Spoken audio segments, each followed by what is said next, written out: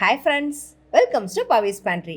எப்பவுமே பூரிக்கு அப்படின் போது சைடிஷ் வந்து நார்மலாக உருளைக்கிழங்கு சப்ஜி தாங்க செய்வோம், வேறு எதுவும் செய்ய தோணாது. பட் அதையே ஒரு டிஃப்ரெண்ட்டான மெத்தடில் எப்படி செய்கிறது அப்படின்னு தான் இன்றைக்கி நம்ம பார்க்க போகிறோம். இந்த மெத்தடில் ட்ரை பண்ணிங்கன்னா நிஜமாகவே உருளைக்கிழங்கெல்லாம் எனக்கு வேணான்றவங்க கூட மறுபடியும் எப்போ செஞ்சு கொடுப்பீங்கன்னு கேட்டால் சாப்பிட்ற அளவுக்கு இருக்கும். வாங்க வீடியோக்குள்ளே எப்படி செய்கிறதுன்றதை பார்ப்போம். ஒரு கடாயை வச்சுக்கலாம். கடாயில் தாளிக்கிறதுக்கு தேவையான அளவுக்கு எண்ணெய் ஊற்றிக்கலாங்க. எண்ணெய் நல்லா காஞ்சதுமே தாளிக்கிறதுக்கு தேவையான அளவுக்கு ஒரு அரை டீஸ்பூன் கடுகு சேர்த்துக்கலாம். கடுகு நல்லா பொரியட்டும். கடுகு பொரிஞ்சதுமே கடலைப்பருப்பு 1 டீஸ்பூன் சேர்த்துக்கலாம். கடலைப்பருப்பு நல்லா பொரிஞ்சதுமே அரை டீஸ்பூன் சீரகம் நல்லா போட்டு அப்படியே எண்ணெயில் நல்லா வறுத்து விடுங்க.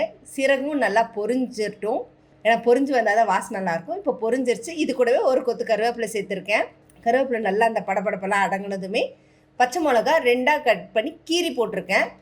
அது கூட ஒரு துண்டு இஞ்சை நல்லா வந்து கல்லில் வந்து இடித்து போட்டுக்கோங்க. ரொம்பவும் நைஸாக பேஸ்ட் மாதிரி போடாதீங்க, ஒரு மாதிரி நெடி ரொம்ப ஜாஸ்தியாக ஏறிடும்.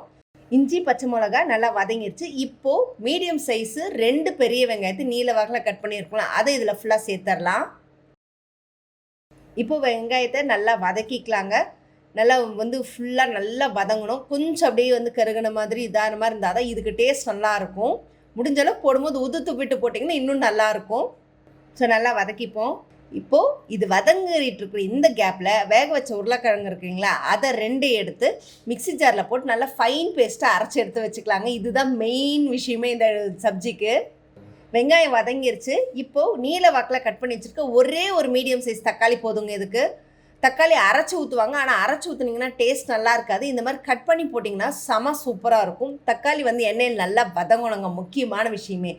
எந்த அளவுக்கு தக்காளி எண்ணெயில் வதங்குதோ அப்போ தான் டேஸ்ட் செம சூப்பராக இருக்கும். இப்போ வதங்கிறதுக்கு தேவையான அளவுக்கு உப்பு சேர்த்துப்போம். கொஞ்சமாக மஞ்சத்தூள். இது எல்லாத்தையும் தக்காளி வெங்காயத்தில் நல்லா படுற அளவுக்கு ஃபுல்லாக நல்லா கிளறி விட்டுடலாம். நல்லா கிளறினதும் அந்த வாசனை செமையாக வருங்க. அந்த மஞ்சத்தூள் போட்டு நீங்கள் வதக்கும் போதே நிஜமாக செம சூப்பராக இருக்கும். இப்போ வதக்கியாச்சு.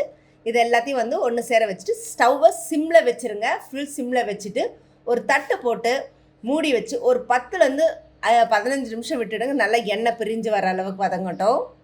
இப்போது தக்காளி நல்லா வதங்கிருச்சு. இந்த ஸ்டேஜில் கட் பண்ணி வச்சுருக்க ஒரு கேரட் சேர்த்துக்கிறேன். கேரட் எப்பவுமே சேர்க்கும் போது இந்த மாதிரி சப்ஜிக்கெல்லாம் கொஞ்சம் பெருசாக நீல வாக்கில் கட் பண்ணி வச்சுக்கோங்க. குட்டி குட்டியாக போட்டிங்கன்னா கரைஞ்சிரும், நல்லா இருக்காது. ஸோ கேரட் லேசாக புரட்டிக்கலாம். அதில் கேரட் போட்டாச்சு. இப்போ அடுத்தது காலிஃப்ளவர் 1 கப் சேர்த்துருக்கேன். காலிஃப்ளவரை ஃபஸ்ட்டே கொதிக்கிற தண்ணியில் போட்டு க்ளீன் பண்ணி எடுத்துட்டு, ஏன்னா சின்ன சின்ன புழுவெல்லாம் இருக்கும் இல்லைங்களா, அதனால் காலிஃப்ளவரை ஃபஸ்ட்டே க்ளீன் பண்ணி வச்சுருங்க. அது ரொம்ப ரொம்ப முக்கியமான விஷயங்க. இப்போ இதை மசாலா எல்லாத்துலேயும் படுற அளவுக்கு நல்லா 2த்தையும் கிளறிக்கலாம். இப்போது குழம்பு மிளகாத்தூள் 2 டீஸ்பூன், 1 டீஸ்பூன் போடுறது வீடியோவில் ரெக்கார்ட் ஆகலைங்க. ஸோ அடுத்தது நான் ஆட் பண்ணதை சேர்த்துருக்கேன். 1 டேபிள் ஸ்பூன் தனியாத்தூள், கொஞ்சமாக கரம் மசாலா. கரம் மசாலா உங்களுக்கு ஃப்ளேவர் வேண்டான்னா நீங்கள் அவாய்ட் பண்ணிங்களா, பட் ஆனால் சேர்த்திங்கன்னா நிஜமாகவே டேஸ்ட்டும் ஃப்ளேவரும் செமையாக இருக்குங்க. மசாலா எல்லாத்துலேயும் படுற அளவுக்கு நல்லா வதக்கிக்கோங்க. ஏன்னா எண்ணெயில் அதை வதங்கும் போது தான் அந்த டேஸ்ட் நல்லாவே இருக்கும். காயில் எல்லாத்துலேயும் நல்லா படட்டும். எல்லா பக்கமும் நல்லா வதக்கி விட்டுக்கலாம். ஸோ இப்போ வதங்கிருச்சு நல்லா. இந்த ஸ்டேஜில் 1 கப் உருளைக்கிழங்கு. நான் உருளைக்கிழங்கை வேக வைக்கும் போது முழுசாக போட்டு அப்படியே வேக வச்சுருக்கேங்க. நிறைய பேர் கட் பண்ணி போடுவீங்க. கட் பண்ணி போட்டிங்கன்னா ரொம்ப குழஞ்சிரும். ஸோ முழு உருளைக்கிழங்கு அப்படியே போட்டுட்டு ஒரே ஒரு சில் மட்டும் வச்சு சிம்மில் வச்சு எடுத்துக்கோங்க. அப்போ தான் அந்த 3/4 பதம் வேகாமல் இருக்கும். இதில் சேர்த்து நீங்கள் செய்யும்போது செமையாக இருக்கும் டேஸ்ட்டு.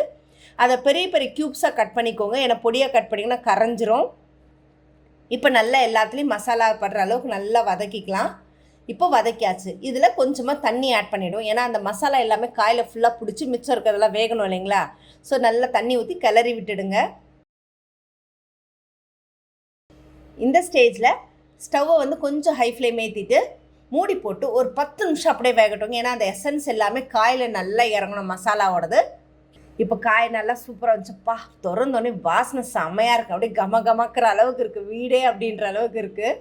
ஸோ காய் நல்லா வெந்துருச்சு. இப்போது நல்லா கொதிச்சிட்டு இந்த ஸ்டேஜில் சப்ஜி பார்த்திங்கன்னா எப்பவுமே திக்கான கன்சிஸ்டன்சி வரணும். அப்போது இந்த வேக வச்சு அரைச்சிருக்கணும்ல உருளைக்கிழங்கு, அதை இதில் சேர்த்துக்கணுங்க. இதுதான் மெயின் சீக்ரெட்டான விஷயமே. நிறைய பேருக்கு அது திக்னஸ் வர்றதில்ல, கார்ன்ஃப்ளவர் மாவுன்றாங்க. அதெல்லாம் கிடையாது. உருளைக்கிழங்கு அப்படி நீங்கள் அரைச்சி சேர்த்துனீங்கன்னாவே செம சூப்பர் திக்னஸ் கன்சிஸ்டன்சி வந்துடும். டேஸ்ட்டும் வேறு லெவல் இருக்கும். கடலை மாவெல்லாம் தயவுசெய்து சேர்த்துக்காதீங்க. இதுதான் ரொம்ப சூப்பரான மெத்தடு. அரைச்ச உருளைக்கிழங்கு அது கூட சேர்த்ததுமே ஒரு 5 நிமிஷம் நல்லா கொதிக்கிட்டு மூடி போட்டெல்லாம் மூட வேண்டாம். இப்போ நல்லா கொதிச்சிருச்சு, சூப்பராக திக்காயிடுச்சு. இப்போது கட் பண்ணி வச்சுருக்கிற கொத்தமல்லி இது கூட சேர்த்துக்கலாங்க. இப்போ ஸ்டவ் ஆஃப் பண்ணிட்டிங்கன்னா அவ்வளோதாங்க, நம்மளுடைய சுவையான உருளைக்கிழங்கு சப்ஜி செம வேறு லெவலில் ரெடி ஆயிடுச்சுங்க. அது பூரிக்கெல்லாம் அல்டிமேட் டிஷ்ன்னு தான் சொல்லணும். எப்பவும் பூரிக்கு நார்மலாக உருளைக்கிழங்கு இல்லாமல் இந்த மாதிரி செய்யும்போது பசங்களும் விரும்பி சாப்பிடுவாங்க. செமையான ஒரு சைட் டிஷ் தான் சொல்லணுங்க. ஸோ லஞ்ச் பாக்ஸ் கொடுத்தனுச்சாலும் சரி, இல்லை பிரேக்ஃபாஸ்ட் டின்னருக்கு எதுக்குனாலும் இந்த மாதிரி மெத்தடில் ட்ரை பண்ணும்போது செம்மையாக இருக்குங்க காம்பினேஷன். அந்த உருளைக்கிழங்கு வந்து நல்லா மசிஞ்சு அதை வந்து அந்த மிக்ஸ் பண்ணி இருக்கிறது. ஸோ ட்ரை பண்ணி பார்த்து உங்களோட கமெண்ட்டை கமெண்ட் பாக்ஸில் கொடுங்க. இந்த மாதிரி இன்ட்ரெஸ்டிங்கான அப்டேட்ஸ்க்கு என்னோட சேனல் சப்ஸ்கிரைப் பண்ணிக்கோங்க. பக்கத்தில் இருக்க பெல் ஐக்கானும் கிளிக் பண்ணிக்கோங்க, நோட்டிஃபிகேஷன் மிஸ் பண்ணாமல் இருக்கிறதுக்கு.